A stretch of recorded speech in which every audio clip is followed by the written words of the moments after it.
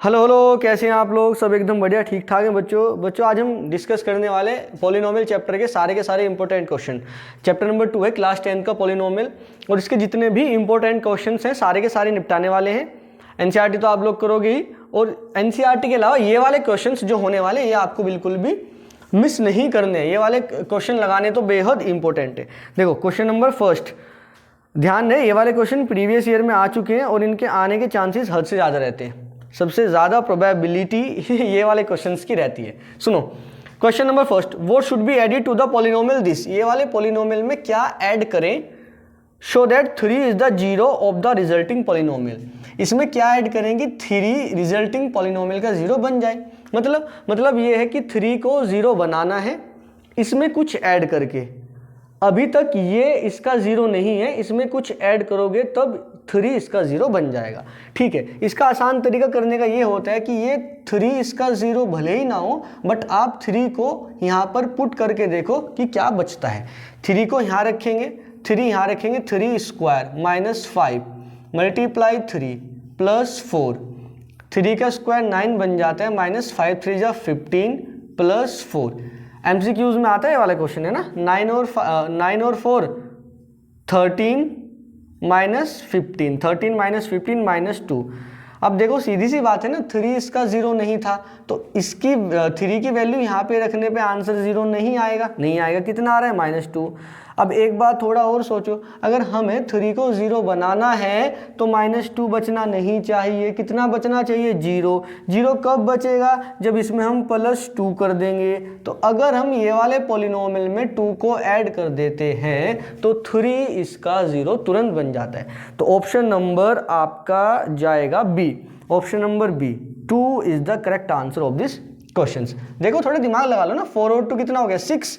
तो x square minus के 5x plus 6 हो गया। अब 3 को यहाँ पे रख के देखो, 3 का स्क्वायर माइनस 5 मल्टीप्लाई 3 प्लस 6, 3 का स्क्वायर 9 माइनस 5 3 जा 15 प्लस 6, 9 और 6 15 और माइनस 15 आ गया 0। तो अप्रोच समझ में आती है। हाँ, 3 को जीरो बनाना है तो 3 की ही वैल्यू रख के देख लेते हैं। जो बच रहा है -2 बच रहा है, तो -2 बचना नहीं चाहिए था। 3 को जीरो बनाने के लिए -2 को गायब करना पड़ेगा, -2 को जीरो बनाना पड़ेगा। जीरो कब बनेगा? अगर +2 ऐड कर देते हैं। तो पहले से अगर पॉलिनोमियल में +2 कर देंगे तो 3 इस वाले पॉलिनोमियल का जीरो बन जाएगा। तो क्या ऐड करना पड़ा है सर? 2 ऐड करना पड़ा है। एक अप्रोच तो ये। दूसरा, अगर ये मान लो ये 2 नंबर में पूछ ले जाता है कि क्या ऐड करें, तो उसको आप ऐसे उल्टा सीधा तो करके नहीं आओगे। ऑब्जेक्टिव में तो कैसे भी करके आओ, अपने रफ में कैसे भी सोल्व करो, उसको तो ठीक आंसर चाहिए। कैसे करेंगे? देखो ये वाला जो पॉलिनोमियल है, ये वाले पॉलिनोमियल में हम कुछ भी ऐड कर देंगे, हमें पता नहीं होगा क्या ऐड करेंगे। तो हम मानेंगे कि मानो हमने m या n कुछ भी वैल्यू ऐड कर दी। तो ये जो पॉलिनोमियल है px मान लेते हैं, इसमें हम m ऐड कर देते हैं। कितना ऐड कर देते हैं बच्चों? m। x स्क्वायर माइनस के 5x प्लस 4 ये था ना। अभी हमें नहीं पता, मान लो कि हमें 2 ऐड करना है नहीं करना है। एमसीक्यूज में अगर आए तो आप सीधा सीधा ऐसे कर देना, लेकिन अगर लिखने के लिए आए तो आप कैसे लिखेंगे सुनो ध्यान से, है ना। X square minus 5x plus 4 मान लेते हैं हमने m ऐड किया। अगर हम m ऐड कर देते हैं तो 3 इसका जीरो बन जाता है। हमने बोला कि हम एज्यूम कर लेते हैं कि ये वाले पॉलिनोमियल में m ऐड करने पर 3 इसका जीरो बन जाता है, और ये वाले पॉलिनोमियल को नया नाम हमने क्या दिया? px। अब इसमें जब 3 रखेंगे हम तो ये कितने के बराबर बन जाएगा सर? 3 रखते ही ये 0 बन जाएगा, क्योंकि हमने इसमें जब m ऐड कर दिया और m ऐड करने पर हमने ये बोला कि ये जो 3 है इसका 0 बन जाएगा m ऐड करने पर। ठीक है, बिल्कुल सही बात है। आप समझ पा रहे हैं ना? हाँ, तो अब ये जो पॉलिनोमियल है 0 के इक्वल है, मतलब ये पॉलिनोमियल का वैल्यू यही तो है, तो इसी को 0 के इक्वल रखेंगे। 3 का स्क्वायर 9 आ जाता है, 5 3 जा 15 बन जाएगा, plus 4 plus m is equal to 0।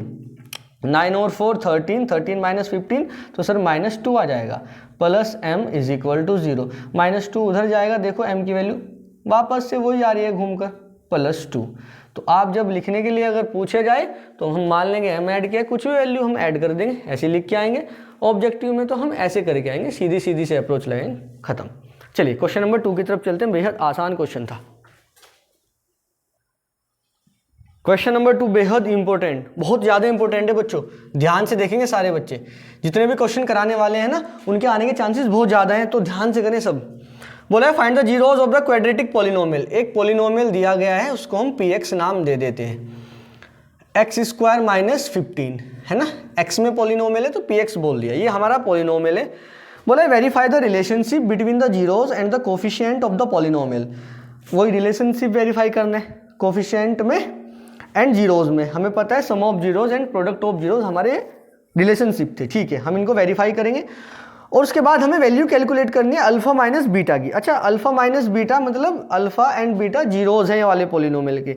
हमें मेंशन करना चाहिए था कि अल्फा बीटा जीरोज है, पर कोई बात नहीं, आप समझ जाना कि अल्फा और बीटा इसके जीरोज हैं। अगर बोर्ड में आएगा तो आपको मेंशन करेगा कि अल्फा बीटा जीरोज है, आप अल्फा माइनस बीटा की वैल्यू कैलकुलेट कीजिए। अल्फा माइनस बीटा है ना, हाँ अल्फा माइनस बीटा ही है शायद, ठीक है। अल्फा माइनस बीटा की वैल्यू भी कैलकुलेट करेंगे, वेरीफाई भी करेंगे, सब करेंगे। ध्यान से देखो, आप ये वाले पॉलिनोमियल को ध्यान से देखो और थोड़ा सा देखने के बाद आपको ये पता लगेगा कि ये वाले पॉलिनोमियल में एक्स स्क्वायर वाला टर्म है, कॉन्स्टेंट टर्म है, बट एक्स वाला टर्म नहीं है। ये वाला पॉलिनोमियल कुछ ऐसा है, ए एक्स स्क्वायर प्लस सी, है ना। इसमें देखो ए एक्स स्क्वायर वाला टर्म है, कांस्टेंट टर्म है, कांस्टेंट तो प्लस या माइनस में कुछ भी हो सकता है, और x वाला टर्म इसमें मिसिंग है। याद है आपको x वाला टर्म यहाँ है ही नहीं, देखो। और जब x वाला टर्म नहीं होता है, हमने आपको बताया था, अगर आपने पॉलिनोमियल का चैप्टर देखा हो, मतलब लेक्चर देखा हो, तो जब x वाला टर्म नहीं होता बच्चों, उस वाले केस में सम ऑफ जीरोस 0 आता है। चलो कोई बात नहीं, फिर भी हम कर देते हैं। सबसे पहले तो हमें क्या करना है, वेरीफाई द रिलेशनशिप। रिलेशनशिप को वेरीफाई करने के लिए आपको इसके फैक्टर करके 0 निकालने पड़ेंगे पहले। हाँ सर बिल्कुल सही कह रहे हैं।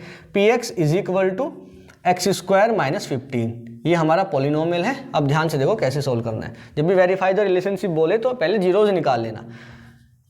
जब पॉलिनोमियल में x वाला टर्म नहीं होता है तो सीधा सोल्व करने का तरीका बताता हूँ। एक्स स्क्वायर तो दे के ही रखेगा, जो माइनस 15 दे के रखा है तो कोशिश करना कि अगर वो परफेक्ट स्क्वायर बन रहा है तो बेहद इजी बन जाता है, अगर नहीं बन रहा है तो अंडर रूट करके लिख देना। तो 15 को अंडर रूट 15 लिख सकते हैं, अंडर रूट 15 का स्क्वायर। कोई दिक्कत है क्या आपको? ये परफेक्ट स्क्वायर नहीं है तो हमने इसको अंडर रूट 15 का होल स्क्वायर लिख दिया है।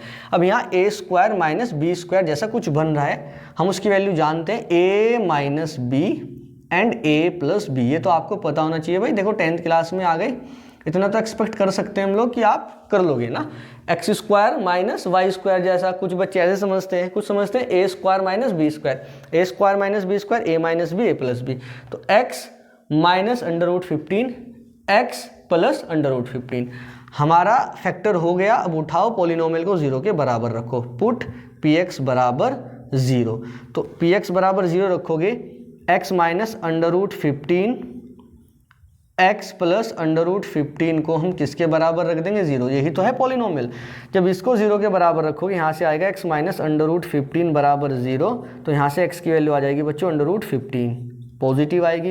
यहाँ से x प्लस अंडर रूट 15 को जब 0 के बराबर रखेंगे, यहाँ से x की वैल्यू आ जाएगी माइनस अंडर रूट 15। कोई दिक्कत वाली बात नहीं, कोई भी दिक्कत वाली बात नहीं है।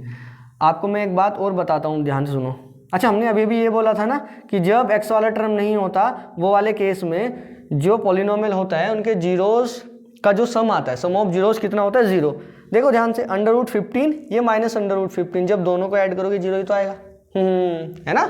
हाँ, अब देखो वेरीफाई करने की कोशिश करते हैं। Sum of zeros, sum of zeros निकालता हूँ सर। सम ऑफ जीरोस कर देते हैं, एक अंडर रूट 15 है, उसमें ऐड करते हैं माइनस के अंडर रूट 15, तो प्लस अंडर रूट 15, ये प्लस माइनस माइनस ही बन जाएगा, अंडर रूट 15 तो सब कट के कितना आएगा? 0।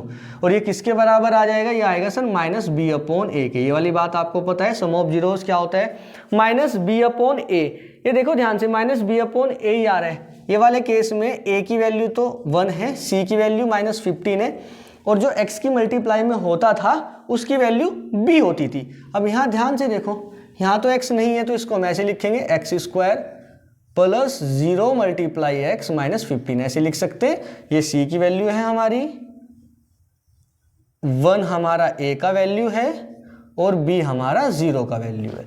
तो जब हम माइनस बी अपॉन ए देखेंगे तो b की वैल्यू कितने है बच्चों? 0। 0 यहाँ पे लिखेंगे, 0 अपॉन कुछ भी आए तो 0 ही बन जाता है, और ये रहा 0, वो यहाँ से आया था, तो सम ऑफ जीरोस करके 0 आया था, which is equal to minus B upon A. ठीक है, अब प्रोडक्ट ऑफ जीरोस करते हैं, पी लिख देता हूँ, समझ जाना। प्रोडक्ट ऑफ जीरोस मतलब दोनों की मल्टीप्लाई, √15 की मल्टीप्लाई माइनस √15 में करो, तो √15 का मल्टीप्लाई माइनस √15 में करेंगे, अंडर रूट गायब हो जाएगा, सेम की मल्टीप्लाई होती है, तो आंसर वो जो अंदर लिखा होता है वही आ जाता है, और माइनस है, प्लस माइनस माइनस बन जाएगा, तो प्रोडक्ट ऑफ जीरोस आ गया -15। देखो ध्यान से, ये C/A आ रहा होगा। C की वैल्यू कितनी है बच्चों?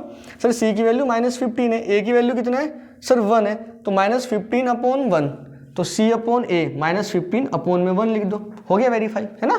तो जब वेरिफिकेशन बोलेगा तो वेरिफिकेशन में आपको ये करना है, जीरोज निकालने हैं तब जाके किया जाएगा। अब यहाँ से हम जीरो निकाल सकते हैं फैक्टर करके, तो ये तो हो गया वेरीफाई। लेकिन एक बात आप हमेशा याद रखेंगे, बेहद इंपॉर्टेंट बात है, नोट करके लिख लेंगे कि जब x वाला टर्म नहीं होता है, x वाला टर्म जब नहीं होता है, जब पॉलिनोमियल में x वाला टर्म नहीं होता है, उस केस में बच्चों सम ऑफ जीरो 0 आता है। और उसी केस में जो हमारे जीरोज आते हैं वो जीरो मैग्नीट्यूड में तो सेम ही होते हैं, बट साइन के अपोजिट होते हैं, एक प्लस का होता है, एक माइनस का। अगर ये √15 है तो दूसरा भी √15 होगा, बट एक पॉजिटिव होगा, एक नेगेटिव। ये किस केस में होता है सर? ये उस केस में होता है जब x वाला टर्म नहीं होता है, तो उस केस में ऐसा होता है, और इसी के साथ साथ सम ऑफ जीरोज 0 भी आता है। ये सब बातें आपको याद रखनी है। अच्छा, उसने और कुछ भी पूछा है, उसने पूछा अल्फा माइनस बीटा की वैल्यू बताओ। अल्फा माइनस बीटा मतलब जीरोस को आपको माइनस करके बताने, डिफरेंस ऑफ जीरोस पूछा है बेसिकली। उसको ये बताना चाहिए था बच्चों कि अल्फा माइनस बीटा में अल्फा कौन से वाला जीरो है और बीटा कौन से वाला, मतलब अल्फा बड़े वाला है या छोटे वाला है, बीटा बड़ा है या छोटा है, वो बताना चाहिए था। फिर भी जब वो आपको अल्फा माइनस बीटा पूछ रहा है तो हम ये वाले को अल्फा कंसिडर कर लेते हैं और ये वाले को बीटा कंसिडर कर लेते हैं, ठीक है। तो अल्फा कितना है √15, उसमें से माइनस करेंगे -√15, तो √15 माइनस माइनस प्लस बन जाएगा √15, √15 2√15 आ जाएगा बच्चों। ये वाली बात थोड़ा गौर करो, आपको दिखाई दे रहा है क्या? हाँ, अच्छा, लेकिन अगर हम इसको बीटा कंसिडर करते हैं और इसको अल्फा कंसिडर करते हैं तो फिर अल्फा माइनस बीटा यहाँ से हम माइनस करके निकाल लेंगे। कैसे निकालेंगे? चलो मुझे रफ करना पड़ेगा, 1 मिनट रुको आप। देखिए ध्यान से, ये तो 2√15 आया है, यहाँ पे अल्फा हमने √15 को, अगर हम अल्फा मान लेते हैं -√15 को और बीटा मान लेते हैं √15 को, कुछ भी हो सकता है ना, क्योंकि उसने मेंशन नहीं है, तो अल्फा माइनस बीटा कितना आएगा सर? -√15 में से माइनस कर देंगे √15, तो -√15 माइनस के 2√15 आ जाएगा। कोई दिक्कत वाली बात नहीं। अच्छा, एक बात सुने आप ध्यान से, वो ना ऐसे कम देगा कि अल्फा माइनस बीटा आपको डायरेक्ट दे देगा, क्योंकि आप फिर कंफ्यूज हो जाओगे सर कौन सा अल्फा माने कौन सा बीटा। वो आपको ऐसा बोल सकते हैं कि डिफरेंस ऑफ जीरोस कैलकुलेट करो, डिफरेंस ऑफ जीरोस। जब वो आपको बोलेगा ना, कभी भी बोले कि डिफरेंस ऑफ जीरोस कैलकुलेट करो, तो आप कोई से को भी अल्फा और कोई से को भी बीटा मत मानना, समझ रहे हैं ना। जब डिफरेंस ऑफ जीरोस बोलेगा तो आप कोई भी अल्फा और कोई भी बीटा मत मानना, आप बड़ी वाली वैल्यू में से छोटी वाली वैल्यू माइनस कर देना। बड़ा कौन है सर? √15, उसमें से माइनस कर देना छोटे वाला। छोटा कौन है सर? माइनस, क्योंकि पॉजिटिव तो हमेशा बड़ा होता है। √15 माइनस माइनस प्लस हो जाएगा, √15 2√15, ठीक है। तो डिफरेंस ऑफ जीरोस में अगर वो डिफरेंस ऑफ जीरोस पूछ लेगा, यही पूछता है ज़्यादातर, अगर पूछेगा कभी डिफरेंस ऑफ जीरोस अगर पूछेगा, हालांकि इसके चांस कम है, सम या प्रोडक्ट ही ज़्यादा पूछता है, फिर भी अगर डिफरेंस ऑफ जीरोस पूछेगा तो बच्चों याद रहे, आप डिफरेंस हमेशा पॉजिटिव बताते हो, कभी भी डिफरेंस नेगेटिव नहीं बताते हो, ठीक है। तो डिफरेंस हमेशा पॉजिटिव बताना होता है, नेगेटिव नहीं। डिफरेंस मान लो मेरी एज 20 साल है और किसी की एज 22 साल है, दोनों की एज का डिफरेंस अगर हम चेक करेंगे तो 2 साल ही तो बोलेंगे, -2 या +2 थोड़ा ही बोलेंगे, ठीक है। तो डिफरेंस ऑफ जीरो जब हम बताते हैं तो हमेशा पॉजिटिव ही बताते हैं, तो बड़े में से छोटा माइनस कर देना। अगर मेंशन नहीं है कि डिफरेंस ऑफ जीरोस कैलकुलेट करो, केवल अल्फा माइनस बीटा बोला है और ये भी नहीं बताया कौन बड़ा है कौन छोटा, तो आप दोनों ही केस कर देना, अल्फा माइनस बीटा, एक बार अल्फा उसको मानना, एक बार अल्फा दूसरे वाले को मानना, ठीक है। सोल्व कर देना, ईजी था। चलिए क्वेश्चन नंबर 3 की तरफ चलते हैं। चलिए क्वेश्चन नंबर 3 बहुत ज़्यादा इंपॉर्टेंट क्वेश्चन है बच्चों, ध्यान से देखेंगे, आप लोग ट्राई करेंगे पहले। 3rd और 4th सभी इंपॉर्टेंट है। बोला the graph of the polynomial touch is the x axis at A point, एक पॉइंट पे टच करता है। The number of zeros. बच्चों अगर एक पॉइंट पे टच कर रहा है तो जीरोज कितने होंगे सर 1। ऑप्शन नंबर ए हमारा करेक्ट है। ठीक है, 2 पॉइंट पे टच करेगा, कट करेगा सॉरी, तो 2 जीरोज, 3 पे कट करेगा 3। एक्स एक्सिस को चेक करते हैं, वाई को नहीं चेक करते। मान लीजिए ग्राफ गिवन है आपको ऐसा कुछ और वो ऐसे जा रहा है और नंबर ऑफ जीरोस पूछा है, तो एक्स एक्सिस पे कितनी बार कट या टच कर रहा है वो काउंट होता है। 1 2 3 तो 3 जीरोस हो गए। वाई का चेक नहीं करते हैं, याद रखना। ठीक है, बेहद आसान था। क्वेश्चन नंबर 4 बोला if alpha beta are the zeros of the polynomial. देखो अल्फा बीटा ये वाले पॉलिनोमियल के जीरोस हैं। मैं पॉलिनोमियल लिख देता हूँ, p x is equal to x square plus x minus 1, ये हमारा पॉलिनोमियल है। इसके जीरोज आपको गिवन है alpha and beta. Then find the values of the following. आपको इनकी वैल्यू कैलकुलेट करनी है। किसकी? सबसे पहले बोला है 1 upon alpha plus 1 upon beta की वैल्यू कैलकुलेट करनी है। हालांकि ये वाली वैल्यूज हमने सीधा सीधा याद भी करा के रखी है बच्चों को। आप लेक्चर जाके देखोगे पॉलिनोमियल का तो उसमें सीधा सीधा, शायद लास्ट लेक्चर है उसमें सीधा सीधा वैल्यू याद कराइए, बट कोई बात नहीं, हम आपको सोल्व करके भी दिखाएंगे और बनता क्या है वो भी दिखाएंगे। देखो हालांकि इसका जो आंसर आता है वो आता है माइनस के बी अपॉन सी। ठीक है, तो माइनस बी और बी क्या है? जो एक्स की मल्टीप्लाई में लिखा है, एक्स का कोफिशिएंट, और सी क्या है? जो कॉन्स्टेंट टर्म है, और ए क्या होता है? जो एक्स स्क्वायर की मल्टीप्लाई में होता है। एक्स स्क्वायर की मल्टीप्लाई में यहाँ पे 1 है, एक्स की मल्टीप्लाई में सर 1 है, कॉन्स्टेंट कितना है? माइनस के 1, तो माइनस बी, तो बी 1 है, यहाँ पे रखोगे तो माइनस 1, क्योंकि माइनस पहले से लगा हुआ है। सी सर सी भी माइनस 1 है, माइनस से माइनस उड़ गया, केवल 1 बचा है। अब देखो ये कैसे आया माइनस बी अपॉन सी, वो भी बताते हैं। तो अगर आपको ऑब्जेक्टिव में आए तो आप 1 अपॉन अल्फा 1 अपॉन बीटा की ऑब्जेक्टिव में वैल्यू आए कि डायरेक्ट कैलकुलेट करो, 4 ऑप्शन दिए गए हैं तो सीधा माइनस बी अपॉन सी लिख देंगे। फिर भी अगर हम चाहते हैं कि सर आप एक बार बताओ, तो ठीक है, देखो बीटा यहाँ पे लेके जाओ, अल्फा यहाँ पे लेके जाओ, ठीक है, डिवाइडेड बाय नीचे की नीचे मल्टीप्लाई, ऐड कर लिया हमने, ठीक है, अल्फा प्लस बीटा या beta plus alpha, sum of zeros which is equal to minus B upon A. अरे वाह क्या बात है sir. Alpha into beta product of zeros which is equal to C upon A. क्या A से ए उड़ा देंगे? बिल्कुल उड़ा देंगे। माइनस बी अपॉन सी बचेगा, माइनस बी अपॉन सी, सर वही तो बताया था, देखो ये रहा। तो आप डायरेक्ट वैल्यू याद रखोगे तो बेटर है, नहीं याद रखोगे तो हमसे आती है सर ऐसे सोल्व करना है। तो इसका आंसर कितना है? 1। ठीक है, और क्या बोला है? जल्दी जल्दी करो। देखो बोला alpha square plus beta square की वैल्यू कैलकुलेट करो। एक इसकी वैल्यू पूछा है, तो बेहद ही इंपॉर्टेंट है, मार्क करो, हैशटैग लगाओ। देखो alpha square plus beta square की आपको 2 तरीके हैं सोल्व करने के। एक तरीका तो ये है कि हम इसके जीरोस कैलकुलेट करेंगे, अल्फा और बीटा आ जाएगा, एक अल्फा आएगा एक बीटा, किसी को भी अल्फा मानेंगे किसी को भी बीटा, ठीक है, नो प्रॉब्लम। और अल्फा बीटा हम मान लेंगे और यहाँ पे एक वैल्यू अल्फा की रखेंगे, यहाँ पे बीटा की वैल्यू रखेंगे, कोई भी मान के दोनों का स्क्वायर करके ऐड कर देंगे। एक तो तरीका ये है। दूसरा तरीका क्या है समझो, alpha square plus beta square बच्चों ये होता है अल्फा प्लस बीटा का whole square minus 2 alpha beta. आपको डायरेक्ट याद रखना है, कैसे बना है वो भी समझाता हूँ, हालांकि इसका शॉर्ट वीडियो भी हमने डाला है।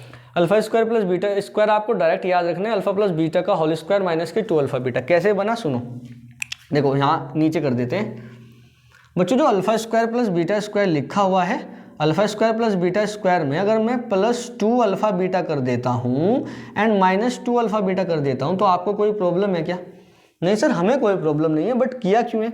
हम बनाना चाहते हैं कुछ। क्या बनाना चाहते हैं? देखो alpha square plus beta square plus 2 alpha beta, sir ये तो अल्फा प्लस बीटा का होल स्क्वायर, अपना वो फॉर्मूला है ना, बन गया ना। हाँ, ए प्लस बी का whole square, A square plus B square plus 2ab, तो alpha square plus beta square plus 2 alpha beta, alpha plus beta का होल स्क्वायर, साथ में बचा माइनस 2 अल्फा बीटा। बिल्कुल सही बात है।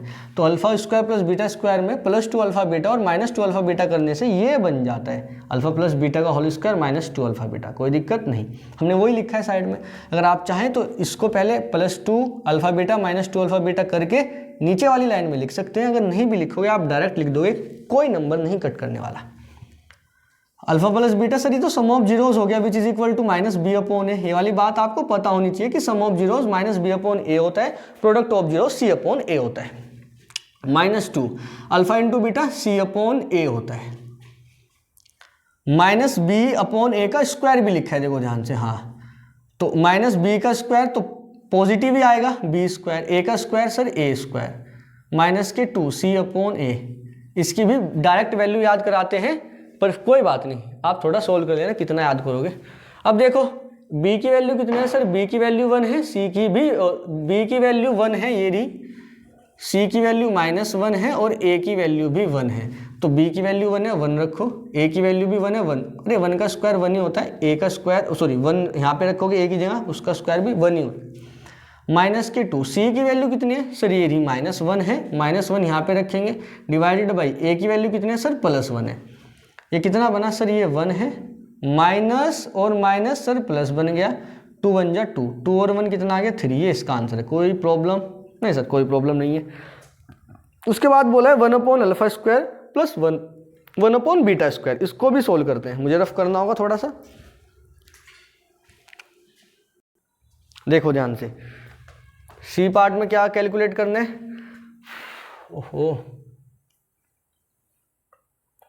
चलो तब तक ये थोड़ा सूखे, आप कैलकुलेट करो। सी पार्ट में कैलकुलेट करना है 1/α² प्लस 1/β²। रुको बच्चों 1 मिनट, चलिए करते हैं इसको सोल्व। 1/α² प्लस 1/β² की भी वैल्यू कैलकुलेट करते हैं। सर वो ये ऐड कर लीजिए, इसको यहाँ पे लेके जाएंगे β² प्लस इसको यहाँ पे लेके जाएंगे α² डिवाइडेड बाई नीचे की मल्टीप्लाई नीचे α² इंटू β²। देखो α² प्लस β² की वैल्यू तो अभी आपने कैलकुलेट की है 3, तो इसको यहाँ पे कितना रखेंगे 3 divided by alpha into beta का अगर होल स्क्वायर लिख दें कोई प्रॉब्लम तो नहीं है ना, अल्फा इंटू बीटा का whole square α² into β², alpha into beta product of zero C upon A जिसका आंसर होता था। सी कितना है सर -1, सी कितना है सर -1 अपॉन ए कितना है सर 1, तो -1 ही तो बचेगा ना, -1 अपॉन 1 -1, -1 का स्क्वायर करेंगे तो +1 नहीं आ जाएगा क्या, -1 का स्क्वायर करेंगे +1 आ जाएगा, तो इसका भी आंसर कितना है बच्चों 3, कोई प्रॉब्लम नहीं। देखो हमने क्या किया, बीटा को उधर ले गए, β² अल्फा को यहाँ पे लेके गए, α² नीचे की मल्टीप्लाई नीचे, तो बना α² प्लस β²। इसकी वैल्यू अभी कैलकुलेट आपने की थी 3। अल्फा इंटू बीटा का होल स्क्वायर आपने एक साथ लिखा, अल्फा इंटू बीटा का whole square, alpha into beta product of zeros which is equal to C upon A, C कितना है -1, ए कितना है 1, तो -1 का स्क्वायर +1 ही हो जाएगा, तो 3 बचेगा आंसर। ठीक है, चलिए क्वेश्चन नंबर 5 की तरफ चलते हैं। क्वेश्चन नंबर 5 पढ़िए आप एक बार, ही आपके सामने आया होगा। क्वेश्चन नंबर 5 में बोला है if in a quadratic polynomial the coefficient of x 0, बच्चों x का जो कोफिशिएंट है वो कितना है, अगर वो 0 बन जाता है, अगर वो 0 बन जाता है, then sum of the zeros is, sum of zeros कितना होता है, अभी तो बताया था सर वो कितना होता है 0, तो ऑप्शन नंबर ए। आगे बढ़ो, क्वेश्चन नंबर 6 में बोला if 1 0 of the polynomial px, एक पॉलिनोमियल आपको दिया गया है, पॉलिनोमियल आपको दिया गया है which is equal to 6x² plus 37x minus k minus 2, ये आपका एक पॉलिनोमियल है। इसने बोला if 1 0 of this polynomial is reciprocal to the other, एक जीरो दूसरे का रेसिप्रोकल है, एक दूसरे के उल्टे हैं। ठीक है, के की वैल्यू कैलकुलेट करनी बहुत ज़्यादा पूछा जाता है। मान लीजिए अगर एक जीरो अल्फा है तो दूसरा जीरो 1/α रहा होगा, लेकिन इस वाले केस में आप एक बात हमेशा याद रखना, जब कभी भी वो रेसिप्रोकल जीरोस की बात करेगा उस वाले केस में हमेशा ए की वैल्यू सी की वैल्यू के बराबर होती है। ए की वैल्यू कितनी है सर 6 है, किसके बराबर होगी सी की वैल्यू के, सी की वैल्यू कितनी है सर -k -2 है। हाँ याद कर लो ये वाली बात, इधर लेके आओगे तो -6 बन जाएगा, k -2, अरे ये वाला माइनस ना यहाँ पे लिखा है, माइनस कॉमन था ना तो उसको यहाँ से उड़ा के यहाँ भी लिख सकते हैं, कोई प्रॉब्लम नहीं है। -2 इधर लेके आओगे -6 + 2 बन जाएगा इज इक्वल टू k, -6 + 2 तो सर -4 बन गया, तो k की वैल्यू कितनी आ गई बच्चों -4 आ गया, कोई दिक्कत नहीं। आप ऐसे भी कर सकते हैं। ठीक है, अगर ये ऑब्जेक्टिव में था क्या, नहीं ऑब्जेक्टिव में नहीं था तो आप ये वाली बात डायरेक्ट नहीं लिख सकते हैं, आप ये लिख देना कि let the zeros of the quadratic polynomial is alpha, let the zeros alpha and 1/alpha, let the zeros are alpha and 1/alpha। now हम जानते हैं प्रोडक्ट ऑफ जीरोस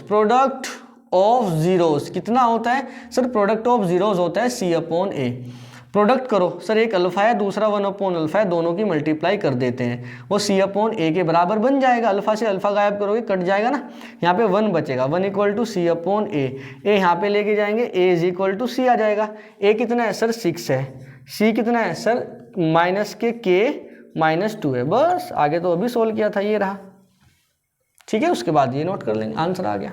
समझ रहे हैं आप लोग, आसान था, ठीक है, बिल्कुल भी मुश्किल नहीं था। चलिए नेक्स्ट क्वेश्चन की तरफ चलते हैं। क्वेश्चन बोला है if the path trace by the car, question number इधर ही कर देते हैं। देखिए क्वेश्चन नंबर 7 भी करते हैं बच्चों। क्वेश्चन नंबर 7 में क्या गिवन है, ध्यान से देखो। क्वेश्चन नंबर 7 में दिया गया है if one of the zeros of the quadratic polynomial, एक क्वाड्रेटिक पॉलिनोमियल आपको दिया गया है, उसका एक जीरोज भी दिया गया है। देखो ध्यान से, बेहद इंपॉर्टेंट क्वेश्चन है, ये वाले क्वेश्चन बहुत पूछे जाते हैं। पॉलिनोमियल क्या है बच्चों, पॉलिनोमियल है k-1 का whole square, sorry k-1 x square plus kx plus 1, ये हमारा एक पॉलिनोमियल है। ये क्या हमारा एक पॉलिनोमियल, और इसमें साथ में ये दिया गया है आपको कि ये वाले पॉलिनोमियल का एक जीरो जो है बच्चों -3 है। ये वाले पॉलिनोमियल का एक जीरो कितना है, -3, और आपको बोला गया है कि k की वैल्यू कैलकुलेट करो, find the value of k। कैसे सॉल्व करेंगे, ध्यान से देखो। इसका अगर एक जीरो -3 है तो -3 इसमें रखने पर इसकी वैल्यू 0 बनाएगा, क्योंकि जीरोस पॉलिनोमियल की वैल्यू को 0 बनाते हैं। तो हम वही करने वाले हैं, k-1 x की जगह पर -3 स्क्वायर प्लस k x की जगह पर -3 प्लस 1, किसके इक्वल रखेंगे इसको, इज इक्वल टू 0। आसान है, बिल्कुल आसान है। -3 का स्क्वायर 9 हो गया, प्लस 9 होगा तो 9, तो ये 9 जो बनेगा, देखो यहाँ पे -3 का जो स्क्वायर है, यहाँ पे अगर मैं 9 लिख दूँ, आप नेक्स्ट लाइन में लिखना है, ठीक है। यहाँ पे हम 9 लिख देते हैं, 9 की मल्टीप्लाई k में करते हैं तो 9k, 9 की मल्टीप्लाई -1 तो -9, ये -3k plus 1 is equal to 0।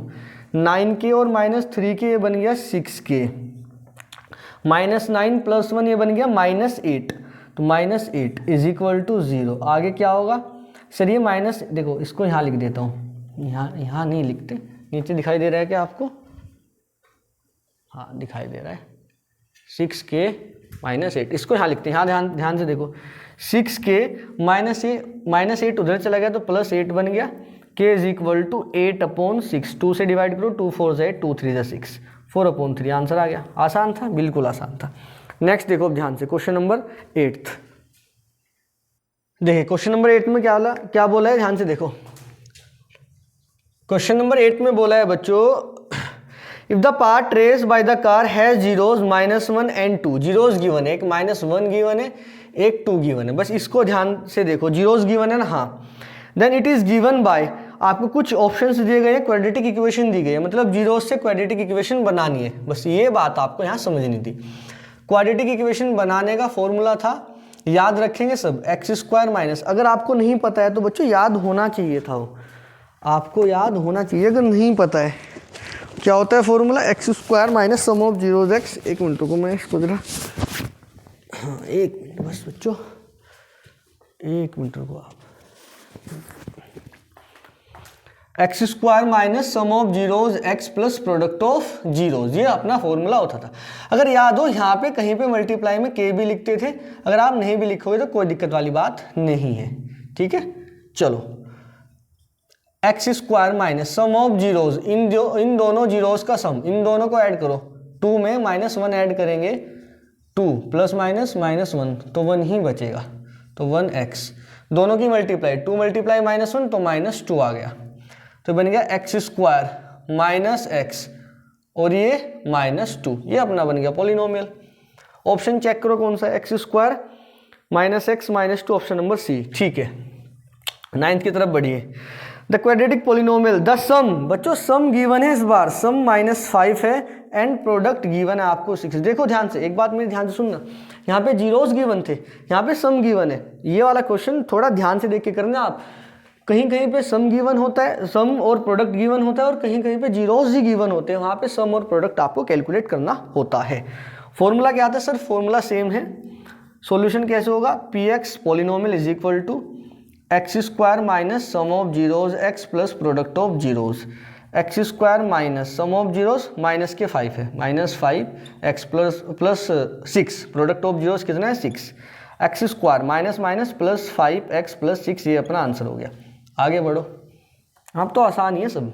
10th question, 10th में बोला है the degree of the polynomial having zeros -3 और 4, दो जीरोज, एक -3 है एक 4 है, तो डिग्री कितनी होगी? ओनली इज बोला है 2, 1 मोर देन 3 या फिर 3। देखो degree of the polynomial having zeros, दो जीरोज है पोलिनोमियल का, एक तो -3 है एक 4, बस दो जीरोज है, तो डिग्री भी कितनी रही होगी बच्चों? 2। ये वाली बात आप याद रखेंगे, ठीक है, दो जीरोज तो 2 डिग्री, ठीक, समझना ये वाली बात को। उसने बोला है the degree of the polynomial having zeros -3 and 4। अगर किसी पोलिनोमियल का जीरोज -3 और 4 है, बस दो ही जीरोज है, तो उसकी डिग्री कितनी होगी? सर 2 ही होगी। क्वाड्रेटिक पोलिनोमियल के तो दो जीरोज होते हैं, उसकी डिग्री कितनी होती है? 2। ये वाली बात आप समझेंगे। अगर डिग्री 1 होती है लीनियर, तो उसमें क्या होता है? अगर डिग्री 1 होती है तो लीनियर पोलिनोमियल होता है, उसके कितने जीरोज होते हैं? 1 जीरोज, ठीक है, क्यूबिक के 3। आगे देखो क्वेश्चन 11, तो ये तो हो गया, बस इसको क्या करना है। 11 में बोला है the zeros of the polynomial, एक पोलिनोमियल आपको गिवन है, px करके लिख देते हैं हम, x² -3x -m + 3। बोला है फाइंड द जीरोज, इसके जीरोज कैलकुलेट करना बेहद आसान है यार। तो देखो x² minus m bracket m + 3, ये इसकी मल्टीप्लाई 1 में करेंगे तो यही आएगा, यानी m और m + 3 ये ही आएगा। इसके ऐसे फैक्टर करने हैं जिनको माइनस करके 3 आ जाए, तो हो गए फैक्टर। देखो m + 3 जो बाद में लिखा है उसमें से ये माइनस कर दो, m से m गायब हो जाएगा, 3 बचेगा, तो m + 3 में से m माइनस करोगे तो 3 आ जाएगा। तो ये वाले 3 को हम क्या लिख सकते हैं? m + 3 - m। बताओ कोई प्रॉब्लम है क्या? साथ में x माइनस के 3x। देखो ना m से m गायब हो गया तो कितना बचा? 3 बचा है, और वहाँ पे x लिखा ही हुआ है, तो x² माइनस, देखो m + 3 के साथ लिखेंगे x, तो -m + 3 के साथ लिखेंगे x, minus minus plus m और साथ में x माइनस के 3x। कोई प्रॉब्लम होनी भी नहीं चाहिए भाई आपको। यहाँ से और यहाँ से x कॉमन ले सकते हैं, यहाँ पे एक x बचेगा -m + 3। यहाँ से और यहाँ से क्या कॉमन ले सकते हैं अपन? x कॉमन ले सकते। अरे सुनो, एक गड़बड़ हो गया। यहाँ जो m, देखो यहाँ से और यहाँ से जो हम x कॉमन लेने की कोशिश कर रहे हैं, यहाँ पे x -m + 3 बचा है, यहाँ से फिर x कॉमन लेंगे, यहाँ पे क्या बचेगा? यहाँ पे बचेगा m - 3, ये गड़बड़ हो जाएगा क्योंकि यहाँ पे m - 3 बचेगा, यहाँ पे x -m + 3 ये कॉमन नहीं आएगा। तो आप एक काम करो, हाँ ये थोड़ा सा मिस्टेक, माई मिस्टेक, m + 3 में से जब आप -m करोगे तो m से m कैंसिल होगे, 3 बचेगा, तो बिल्कुल ठीक है। अब x² -m + 3x + mx - 3 जो लिखा है, आप ये वाले x² और mx को एक साथ लिखो। हाँ बस थोड़ा सा याद रखना, x² + mx इसको एक साथ लिख दीजिए, माइनस के m + 3x, और ये माइनस, इसको थोड़ा अलग कर दो। आप समझो बात को, है ना। जब हम इसको इसके साथ लिख रहे थे, यहाँ से x कॉमन ले रहे थे और यहाँ से भी x कॉमन लेके सोल्व कर रहे थे, तो फिर वापस से कुछ कॉमन नहीं आया, तो सोल्व नहीं हो पाया था। तो यहाँ से हम क्या समझे, ये वाला और ये वाला ले लो, यहाँ से x कॉमन लो, तो यहाँ पे x + m बचेगा, यहाँ से -x कॉमन। यार कुछ गड़बड़ हो रहा है क्या बार बार? ओहो यार, ये 3x लिख दिया हमने, यहाँ पे m + 3 था। मैं भी सोचूं क्या बार बार कुछ ना कुछ गड़बड़ हो रहा है। रुको एक मिनट, मैं इसको रफ करता हूँ, वापस से करते हैं इसको।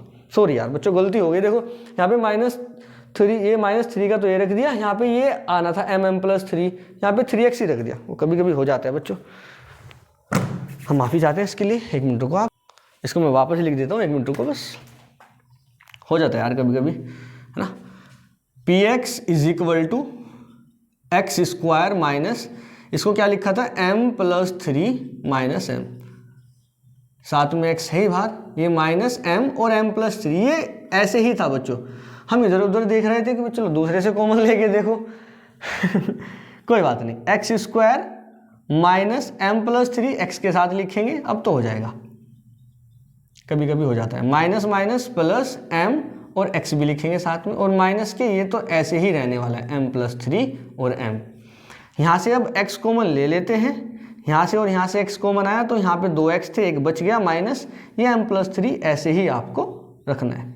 यहाँ से और यहाँ से बच्चों m कॉमन आ रहा है, यहाँ से और यहाँ से m गायब, यहाँ पे कितना बचा x, ये -m + 3। कोई प्रॉब्लम नो सर।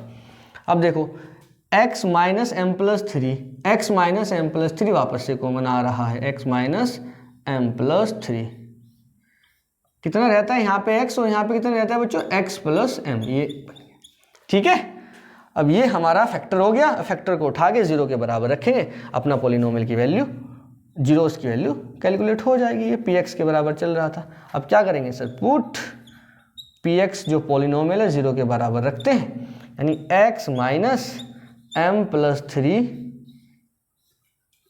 और ये x प्लस एम जो बना है, मतलब ये पॉलिनोमियल को 0 के बराबर रखा, मतलब ये पूरा जो पॉलिनोमियल है इसको किसके बराबर रखा, 0 के।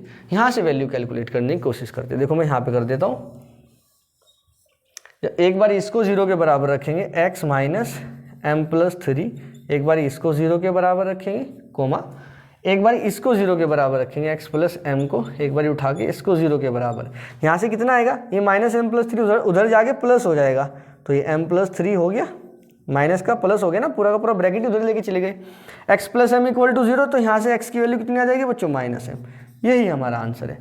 ये थोड़ा सा यहाँ गलती से मिस्टेक हो गया था, आप ये वाली हमारी भावनाओं को समझना, ये एज इट इज़। और उसके बाद हमने तो सीधा m plus three minus m लिखा, थ्री को m से m गायब करोगे तो 3 ही बचेगा, वो रहा, और माइनस बाहर लगा हुआ है। इसको थोड़ा ओपन किया, एक्सपेंड करने के बाद यहाँ से x कॉमन लिया, उधर से भी हमने m कॉमन लिया, ये वापस से x minus m plus three, x minus m plus three common है, उसके बाद सोल्व किया, फैक्टर जो हुए थे उसके 0 के बराबर रखा, वहाँ से x की वैल्यू हमने कैलकुलेट कर ली। आसान था। चलो नेक्स्ट क्वेश्चन की तरफ चलते हैं हम। चलिए देखिए क्वेश्चन नंबर 12। क्वेश्चन नंबर 12 में बोला है find the value of k की वैल्यू निकालनी है। एक पॉलिनोमियल दिया गया है x square minus k plus six x plus two k minus one, ये पॉलिनोमियल दिया गया है। Has the sum of zeros equal to the product of zeros is equal to half of the product of zeros. बहुत ही अच्छा question है, बहुत ही प्यारा क्वेश्चन है, बहुत ही ज़्यादा इंपॉर्टेंट है, ध्यान से देखो। बोला है सम ऑफ जीरोज जो है बच्चों वो किसके इक्वल है, half of the product of zeros, यानी प्रोडक्ट ऑफ जीरोज का हाफ करो। प्रोडक्ट ऑफ जीरोज करोगे, प्रोडक्ट ऑफ जीरोज हम लोग करने वाले हैं, और उसका आधा हाफ मतलब 1/2 करेंगे, वो किसके बराबर होगा, सम ऑफ जीरोज। ये कंडीशन आपको क्वेश्चन में ऑलरेडी गिवन है, और आपको वैल्यू किसकी कैलकुलेट करनी है, we have to calculate the value of k. हाँ, हमें के की वैल्यू कैलकुलेट करनी है। ओके ठीक है।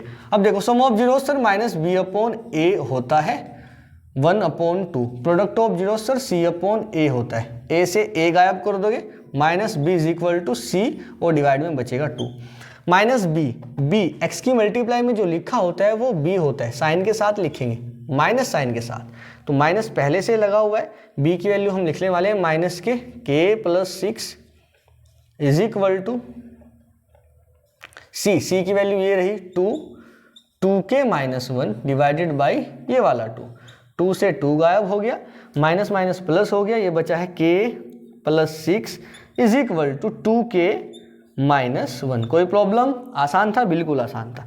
ये वाला के यहाँ पे लेके आएंगे, 1 को इधर लेके आएंगे, 6 और 1 7, क्योंकि 6 इधर आके 1 प्लस हो जाएगा, 2 के यहाँ पे लिखा हुआ था कि उधर जाएगा तो माइनस के हो जाएगा, 6 और 1 7 बन जाएगा, 2 के माइनस के 1 बन जाएगा। के की वैल्यू बच्चों कितनी आ गई, 7। यही हमारा आंसर। आसान था लेकिन अच्छा था, एकदम बेसिक था। How many quadratic, question number 13, how many quadratic polynomial can be form with the help of zeros alpha beta. Alpha beta 2 zeros दे के रखे हैं, तो आप कितनी क्वाड्रेटिक पॉलिनोमियल बना सकते हैं। ऑप्शन आपके पास है 2, 1, more than 2 and last option है 3। जितने बच्चे बोल रहे हैं 2 वो गलत है सब, इसका ऑप्शन आएगा बच्चों सी। आप मोर देन 2 बहुत सारी, देखो अगर मोर देन 2 ना दे के रखे और बोले इनफाइनाइटली मैनी पॉलिनोमियल, तो 2 जीरोस की हेल्प से आप बहुत सारे पॉलिनोमियल बना सकते हैं बच्चों। ये वाली बात आप याद रखना। कैसे, सुनो, अच्छा इसमें गिवन है मोर देन 2 यानी 2 से ज़्यादा, 3, 4, 5, 6 बहुत सारी बना सकते हैं, तो ऑप्शन जाएगा मोर देन 2। वो कैसे मैं बताता हूँ। कभी कभी मोर देन 3 भी दे के रखता है, अगर वो मोर देन 3 देगा तो शायद ये भी दे सकता है इनफाइनाइटली मैनी, तो इनफाइनाइटली मैनी के साथ जाएंगे। और ऐसा नहीं हो सकता कि इनफाइनाइटली मैनी मोर देन 3 और मोर देन 2 एक साथ दे देना ना। के x square minus sum of zeros x plus product of zeros. बच्चों वास्तव में हम ये तो पॉलिनोमियल का फॉर्मूला होता ही है, इसके साथ साथ हम साइड में के भी लिखते हैं। एक कांस्टेंट होता है, अगर मान लीजिए कोई पॉलिनोमियल है, उस पॉलिनोमियल में किसी भी कांस्टेंट से, नॉन जीरो कांस्टेंट से अगर मल्टीप्लाई करते हैं तो कोई इफेक्ट थोड़ा ही होता है।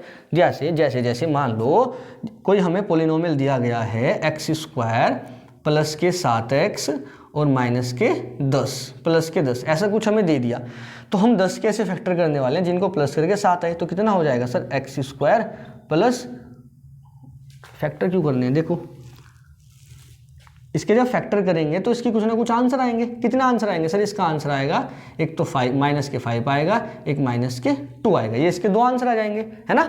x² प्लस 7x प्लस 10, जब इसको सोल्व करोगे तो कितने आंसर आएंगे सर, एक -2 आएगा, एक -5, ये दो आंसर आ जाएंगे। अगर ये वाले पॉलिनोमियल में मान लो मैं 2 से मल्टीप्लाई करता हूँ तो 2x² प्लस 7 2 14x प्लस 2 से यहाँ मल्टीप्लाई करो 20, ये वाला पॉलिनोमियल बन गया। बच्चों ये वाले पॉलिनोमियल के भी सेम ही आंसर आएंगे, क्यों, क्योंकि आप 2 कॉमन लो, जब 2 कॉमन लोगे तो बन जाएगा x² प्लस के 7x प्लस के 10, देखो यही नहीं बन गया ऊपर वाला। और जब इसके फैक्टर करोगे, फैक्टर करने के बाद क्या फैक्टर आएंगे इसके, मैं लिख देता हूँ x plus 5 and x plus 2, ये दो इसके फैक्टर आ जाएंगे। फैक्टर करने के बाद आप इसको 0 के बराबर रखोगे, ये 2 यहाँ से गायब होके नीचे जाएगा, 0.20 बन जाएगा, x equal to -5, x equal to -2, वापस से वही आ गया। मान लो 3 से मल्टीप्लाई करोगे तो 3 कॉमन, नीचे जाके फिर 0, तो वापस से वही आंसर आएगा। तो किसी भी पॉलिनोमियल में अगर किसी नॉन जीरो नंबर से मल्टीप्लाई करते हैं तो पॉलिनोमियल तो चेंज हो जाता है, उसका कोफिशिएंट तो चेंज हो जाते हैं, बट उसके आंसर तो सेम ही आते हैं ना। हाँ, तो अगर ये -2 और -5 दो जीरोज हैं तो इसकी हेल्प से कितने सारे पॉलिनोमियल बन सकते हैं बच्चों, एक ये रहा, एक ये रहा, आप 3 वाला बना सकते हैं, आप 4 वाले से मल्टीप्लाई करके बना सकते हैं। तो infinitely many polynomial can be form with the help of 2 zeros, समझ गए। 2 जीरो की हेल्प से आप बहुत सारे पॉलिनोमियल बना सकते हैं। 14th क्वेश्चन, 14th क्वेश्चन में बोला find the condition for which sum of zeros equal to product of zeros. Sum of zeros product of zeros के इक्वल है तो कंडीशन बताओ। Sir sum of zeros product of zeros के अगर equal है, सम का मतलब सर -b/a होता है, प्रोडक्ट का मतलब सर c/a होता है। सर a से a गायब कर दिया, -b = c आ गया, इसको यहीं खोपचे में लिखता हूँ, ध्यान से देखो, -b = c, -b = c, sir b को उधर लेके जाते हैं तो c + b = 0 बन जाता है। तो ये वाली बहुत अच्छी बात है, जब कभी भी b + c = 0 बन रहा हो, b से क्या मतलब है सर, b से मतलब है कोफिशिएंट ऑफ x, c से क्या मतलब है सर, c से मतलब है constant term. Coefficient of x and constant term को ऐड करके अगर 0 बन जाता है तो ये किसकी कंडीशन है, ये कंडीशन है sum of zeros equal to product of zeros की। मतलब जब सम ऑफ जीरोस और प्रोडक्ट ऑफ जीरोस दोनों इक्वल होते हैं, ऐसा कुछ हो जाता है तो उस केस में coefficient of x plus constant term दोनों ऐड होके 0 बना देते हैं। तो sum of zeros equal to product of zeros की कंडीशन क्या है, b + c = 0, और b क्या है, कोफिशिएंट ऑफ x, c क्या है, कांस्टेंट टर्म। ये हमारे लगभग 14 क्वेश्चन थे। ये 14 क्वेश्चन बेहद इंपॉर्टेंट क्वेश्चन थे पॉलिनोमियल चैप्टर से। तो ये तो काफ़ी इंपॉर्टेंट क्वेश्चन जो हमने आज डिस्कस किए हैं पॉलिनोमियल चैप्टर के 14 क्वेश्चन है। इसके अलावा एनसीईआरटी के कुछ क्वेश्चन है, वो आप एनसीईआरटी तो आपने की हुई है, और अगर नहीं भी करके रखी है तो ये वाले तो जरूर करके जाना, ये वाले तो जरूर करना है बच्चों, जरूर एकदम। और जो एनसीईआरटी है उसमें एक दो एक्सरसाइज है यार, 10-12 क्वेश्चन है सारे के सारे, कुछ अपना वेरिफिकेशन वाले हैं वो, तो उनको देख लेना एक बारी, फैक्टर वगैरह करके जीरोस कैलकुलेट करने वाले हैं और क्वाड्रेटिक पॉलिनोमियल बनाने वाले हैं। क्वाड्रेटिक पॉलिनोमियल बनाने का क्वेश्चन जरूर आता है, जरूर आता ही है, बहुत ज़्यादा इंपॉर्टेंट है। वो नहीं आता है तो फैक्टर करके जीरोस कैलकुलेट करने वाला आता है, और वेरीफाई द रिलेशनशिप का है, और कुछ है ही नहीं उसमें। और ये सारे के सारे क्वेश्चन आपको पढ़ने हैं जरूर, एग्जाम से पहले जरूर करके जाना। चलिए ये वाली वीडियो में इतना ही रखते हैं। नेक्स्ट इंपॉर्टेंट क्वेश्चन लाने वाले हम pair of linear equation in 2 variable. धीरे धीरे ऐसे ही करते जाएंगे, 15-20 क्वेश्चन हर एक चैप्टर से निपटाएंगे। बहुत ज़्यादा इंपॉर्टेंट वाले क्वेश्चन हम करने वाले हैं अब, ठीक है बच्चों। ओके, तब तक आप इसको पढ़िए। टाटा, बाय बाय, बाय बाय बच्चों।